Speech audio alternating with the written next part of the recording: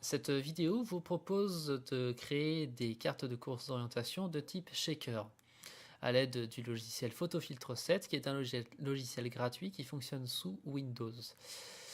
Il est également possible de faire ce genre de démarche de façon très similaire avec la suite de logiciels Adobe Photoshop qui est disponible sur Mac et sur Windows mais de façon payante. Oui, PhotoFiltre 7 est un logiciel qui modifie des images. Il est donc important que votre projet soit enregistré sur un format de type image, que ce soit PNG, JPEG, GIF, etc., d'autres formats connus. Une fois que vous avez ouvert votre image, elle se présente devant vous sur votre espace de travail. Sur la gauche se présente une espèce de pellicule où seront entreposés vos calques. Nous y reviendrons plus tard. Une fois que vous avez votre image, il vous suffit tout simplement d'utiliser l'outil de sélection qui est ici et de choisir le type de sélection que vous allez utiliser. Les deux plus intéressants sont le lasso ici et le polygone.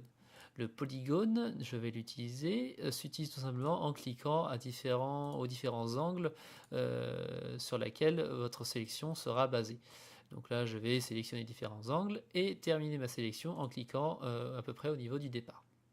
Une fois que vous avez une zone de sélection, il vous suffit tout simplement de la copier et de la coller.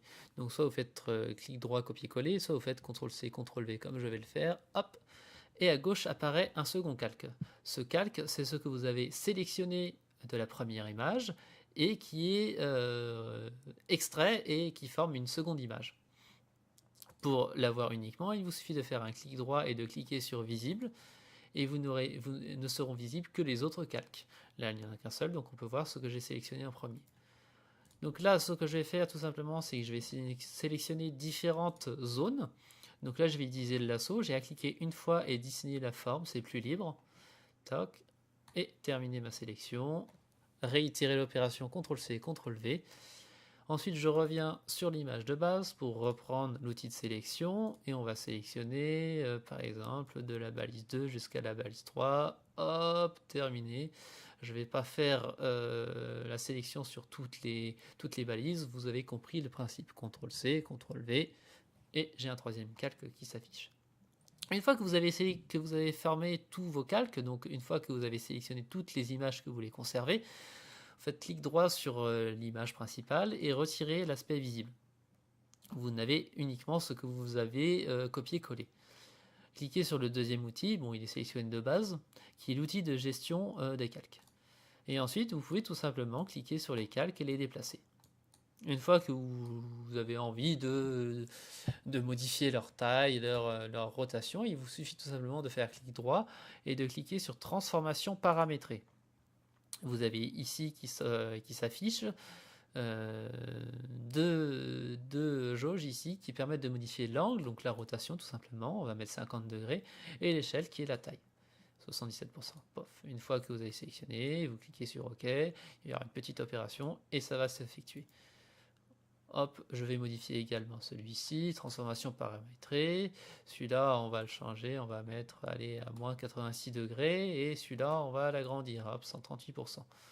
Touc. Le traitement est en cours. Et une fois que c'est terminé, la transformation est effectuée. Sachez que si vous avez une image hop, qui sort du cadre après transformation et que vous avez cliqué à côté, il vous est tout à fait possible de pouvoir la resélectionner et la redéplacer. Vous aurez votre image entière, il n'y a aucun problème. Une fois que vous avez modifié et déplacé tous vos calques, toutes vos images, il vous suffit tout simplement, comme tous les logiciels, de faire fichier, enregistrer sous et de sélectionner le format. Sélectionnez prioritairement le format PNG qui gère la transparence. La transparence est indiquée par l'espèce de damier gris et blanc qui est en fond. Sachez que ce damier ne sera pas apparent après la sauvegarde, il sera blanc ou s'adaptera à la couleur de fond. Une fois que vous avez modifié ça, il vous suffit tout simplement de le transformer en format PDF et tout simplement l'imprimer.